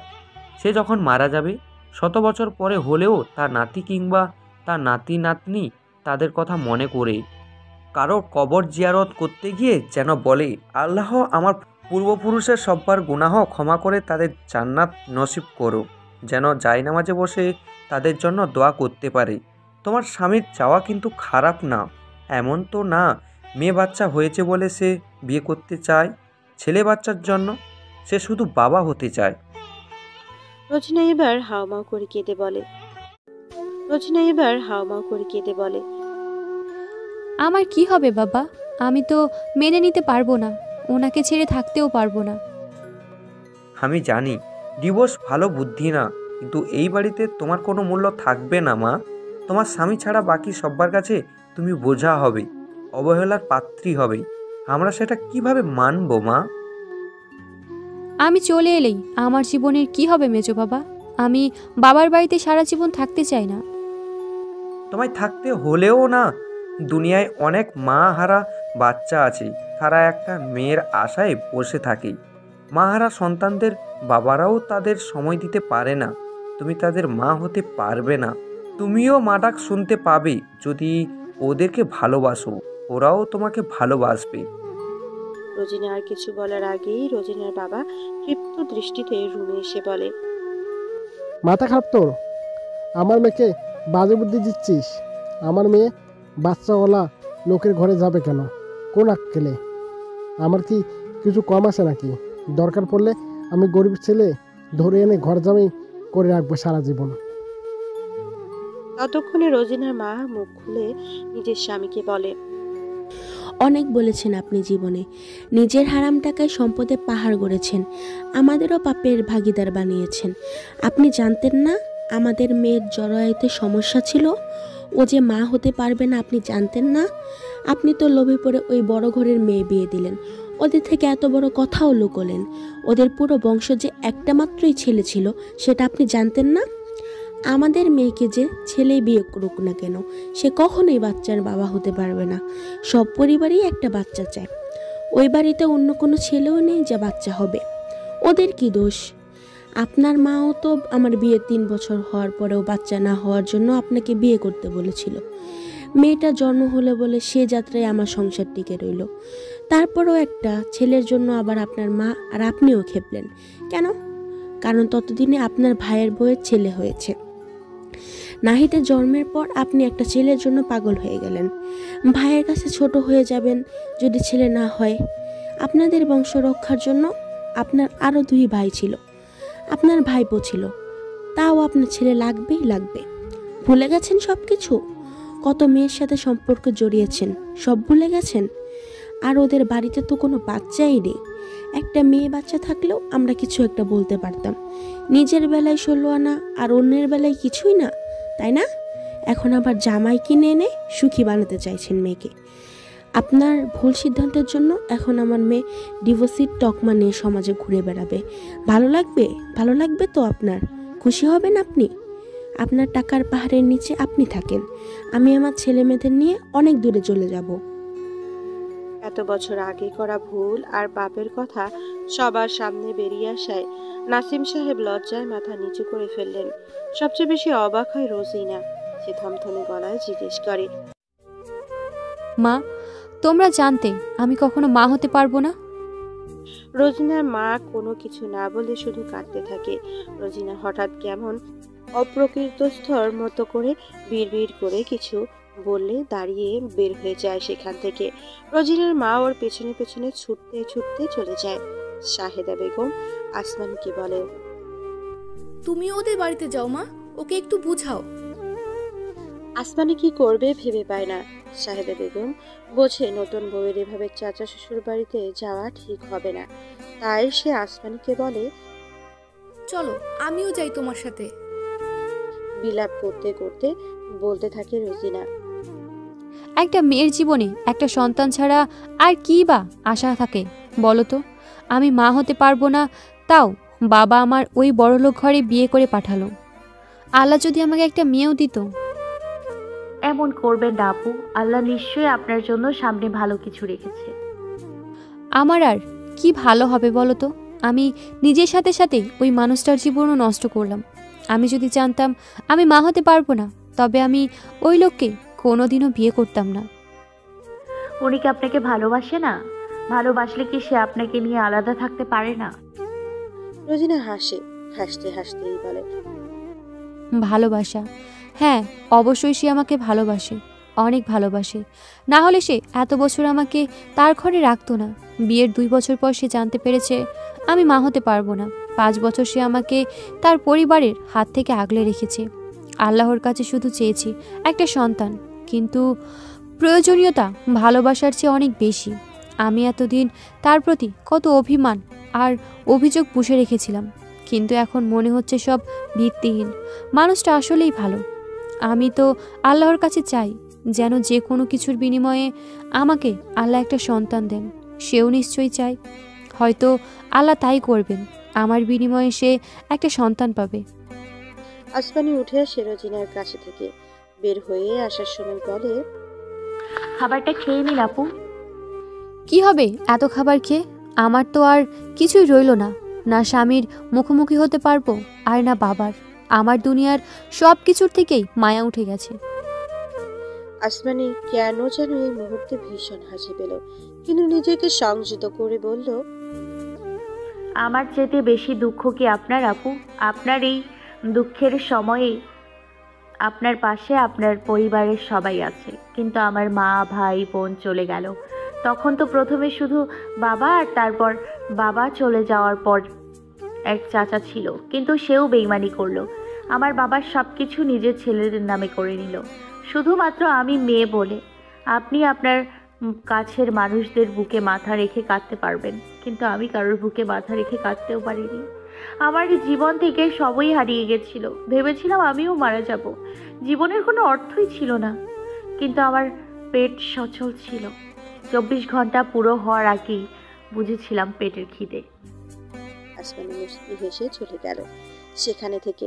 আর রোজিনা শুধু তার চলে যাওয়ার দিকে অবাক হয়ে তাকিয়ে রইল। হ্যালো বন্ধুরা, যদি আপনারা আমাদের চ্যানেলে নতুন হয়ে থাকেন, ভিডিওর নিচে থাকা সাবস্ক্রাইব অপশানটায় ক্লিক করে আমাদের চ্যানেলটিকে সাবস্ক্রাইব করে পাশে থাকা বেল আইকনটা অল করে দেবেন পরবর্তী পর্বগুলো দেখার জন্য। ধন্যবাদ।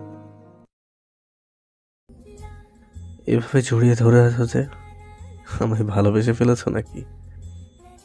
শুনুন, কি? আমার বাচ্চা না হলে আপনি কি আবার বিয়ে করবেন?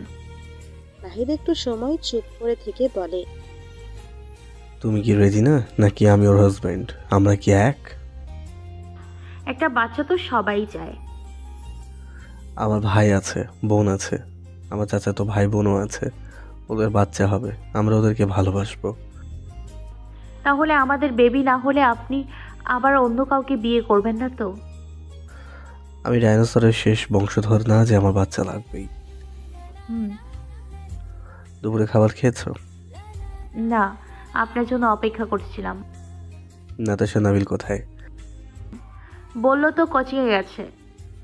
ঠিক আছে, তুমি খাবার রেডি করো, আমি চেঞ্জ করে আসছি। আসমানি রুম থেকে বের হলে নাহিদ চেঞ্জ করে রুম থেকে বের হওয়ার সময় আসমানির ফোনে একটা মেসেজ আসে। কোনো গুরুত্বপূর্ণ মেসেজ হবে ভেবে নাহিদ মোবাইল নিয়ে আসমানিকে ডেকে ফোনের স্ক্রিনের ওপর নজর দিতেই দেখে সেখানে লেখা। সব কিছু ঠিকঠাক আছে তো ম্যাম? কোনো সমস্যা হয়নি তো? আসমানি রুমে আসলে নাহিদ ভ্রু কুচকে জিজ্ঞেস করে। তুমি আবার কারো ম্যাম নাকি? আসমানি কেন যেন ভরকে যায়, কিন্তু যথা সম্ভব নিজেকে সামলে নিয়ে বলে, আমার স্টুডেন্ট। আমি কয়েকজনকে টিউশন পড়াই, তাদেরই একজন। বিয়ের কথা জানানো হয়নি ওদের, দুদিন যাচ্ছি না বলেই হয়তো খোঁজ নিচ্ছে। ও আচ্ছা, তাই বলো। আচ্ছা চলো খেতে যাই, ভীষণ ক্ষুধা পেয়েছে। নাহিদ বের হয়ে গেল। আসমানি দ্রুত হাতে টাইপ করে। সবকিছু ঠিকঠাক আছে, যদিও অনেক কিছুই প্ল্যান মাফিক হয়নি, তবু এখনো পর্যন্ত কোনো গন্ডগোল হয়নি। শুধু আমি এদের সাথে নিজেকে জড়িয়ে ফেলেছি। আমি আশাবাদী এদের কোনো ক্ষতি আমরা হতে দিব না, কিন্তু ভুলেও মিশন ক্যান্সেল করবে না কেউ। দু একটা কাজ এদিক সেদিক হলেও আমার কোনো ক্ষতি হয়নি। আমি এখানে সেফ আছি আর ভীষণ ভালোই আছি। কাজটাও সহজেই করতে পারবো। আমার মনে হচ্ছে আমার আদরের ভাগ বসিয়েছো তুমি ভাবি। মুখ গোমরা করে বলে নাতাশা। আমার মনে হচ্ছে আমার আদরের ভাগ বসিয়েছো তুমি ভাবি। মুখ গোমরা করে বলে নাতাশা।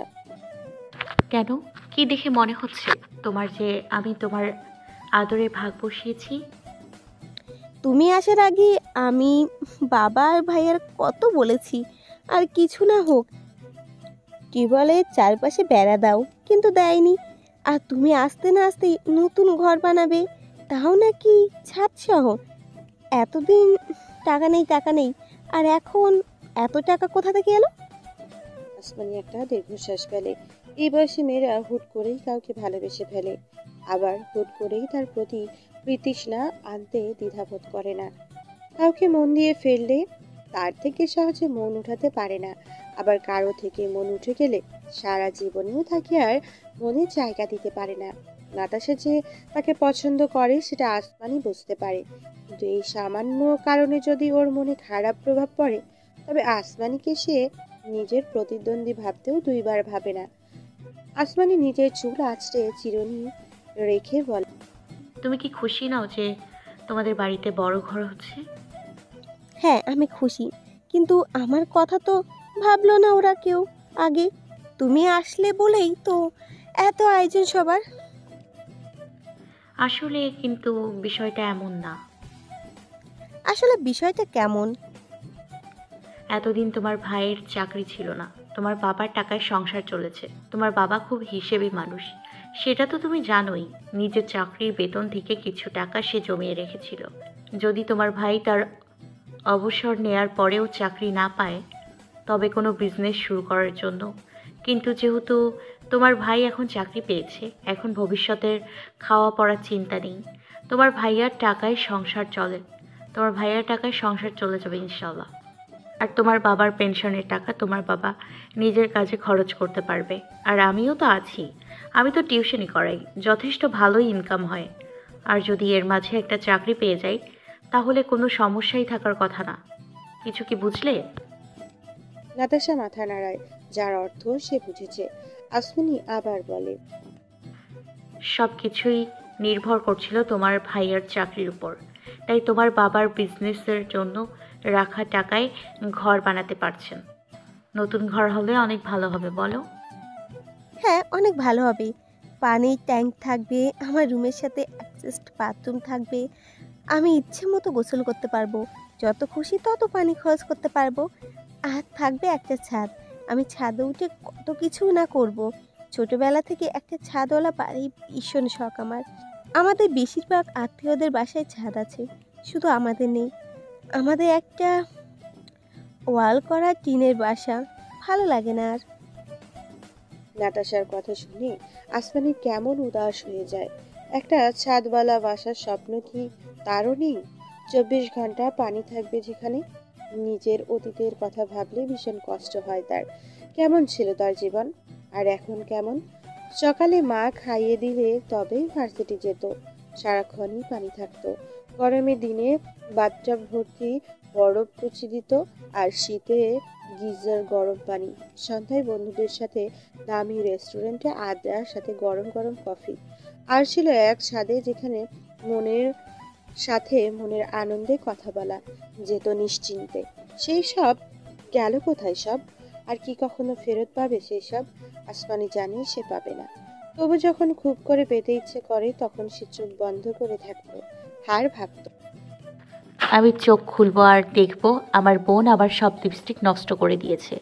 চোখ খুলেই দেখবো আমার ভাই আমার বরফ কুচি দেয়া ঠান্ডা পানিতে গোসল করে নিয়েছে। চোখ খুললেই দেখবো আমার ভাই বোন আমার নামে মায়ের কাছে মিথ্যে নালিশ দিচ্ছে, আর আমি মাথা পেতে হাসি মুখে সেই সব মিথ্যে নালিশ মেনে নিব। কিন্তু বরাবরই আশাহত হয় আসমানি।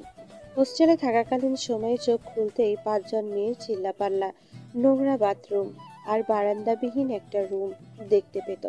আসমানির ইচ্ছে করতো গলা ফাটিয়ে কান্না করতে, কিন্তু নিজেকে যতটা সম্ভব শক্ত করে নিয়েছিল সে প্রতিজ্ঞাবদ্ধ, সে তার কথা রাখবেই। কোথায় হারালে ভাবি? তোমরা না আজ ঘুরতে যাবে? ভাই আসবে কখন?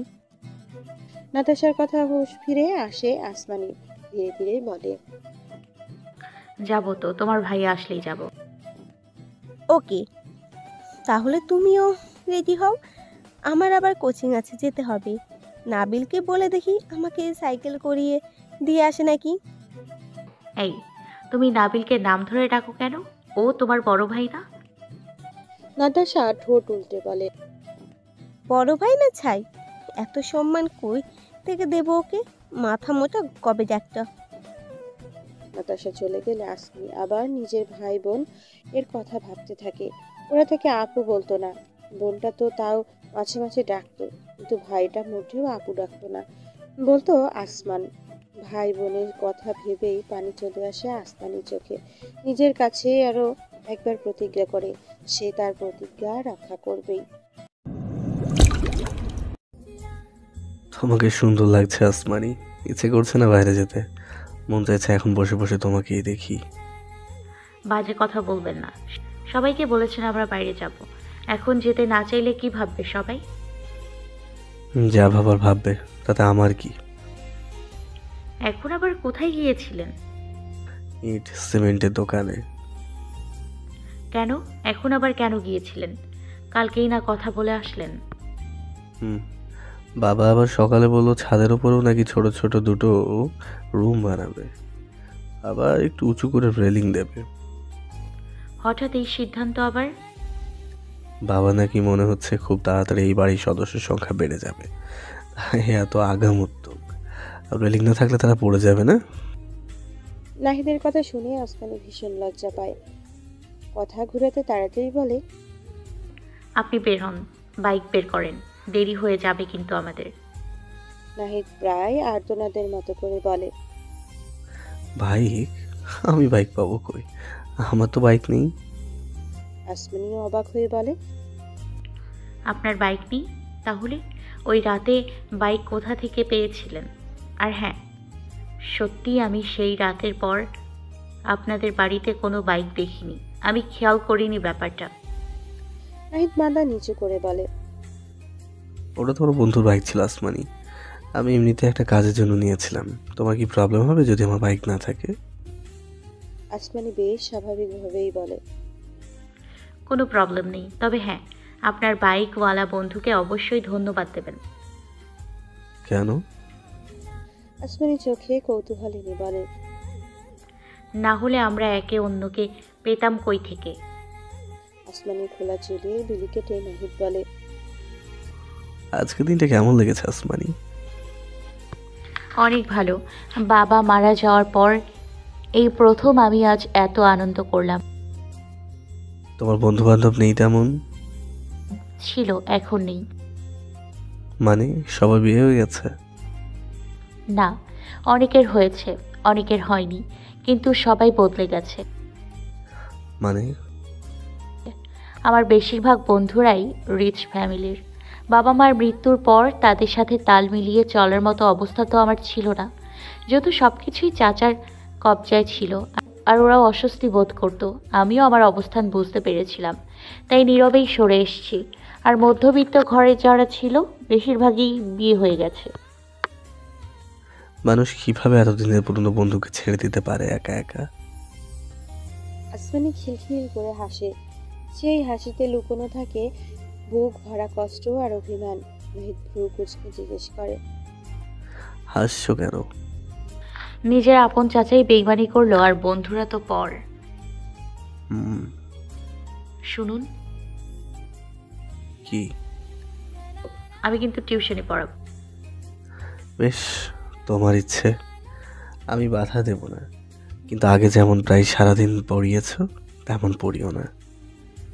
হ্যাঁ, আমিও সেটা ভেবেছি, দুজনকে পড়াবো। ও, কত দূর ওদের বাসা? এখান থেকে যেতে কত সময় লাগবে? 20 মিনিটের মতো। দুজনকেই কেন পড়াবে?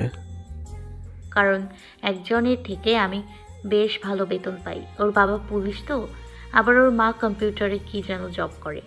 আর আরেকজনের অবস্থা খারাপ, আমি খুব কম টাকাতেই ওকে পড়াই, কারণ ওর বাবার হাঁটুর নিচ থেকে প্যারালাইজড। ওর মা জব করে কোনো মতে সংসারটা চালায়। প্যারালাইজড লোকের বউয়ের বয়স কত? 35-এর মতো হবে হয়তো। তাহলে তো অনেক কম বয়স। ওই পঙ্গু লোকের সংসার আছে? ভালোবাসে বলেই আছে। নাহিদ আসমানিকে নিজের সাথে মিশিয়ে নিয়ে বলে, আমার কিছু হয়ে গেলে তুমি আমার পাশে থাকবে তো আসমানি?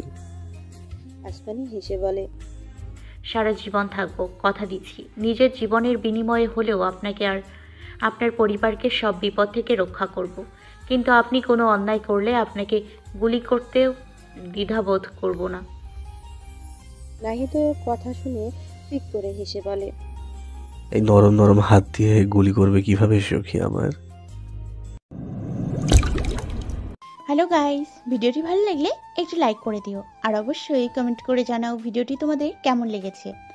আর ভিডিওটির পরবর্তী পার্ট খুব তাড়াতাড়ি আসবে, তো যারা এখনও চ্যানেলটিকে সাবস্ক্রাইব করোনি প্লিজ পরবর্তী পার্টগুলো দেখার জন্য চ্যানেলটিকে সাবস্ক্রাইব করে পাশে থাকা বেল আইকনটি প্রেস করে দিও। ধন্যবাদ সবাইকে, আমাদের সাথেই থেকো।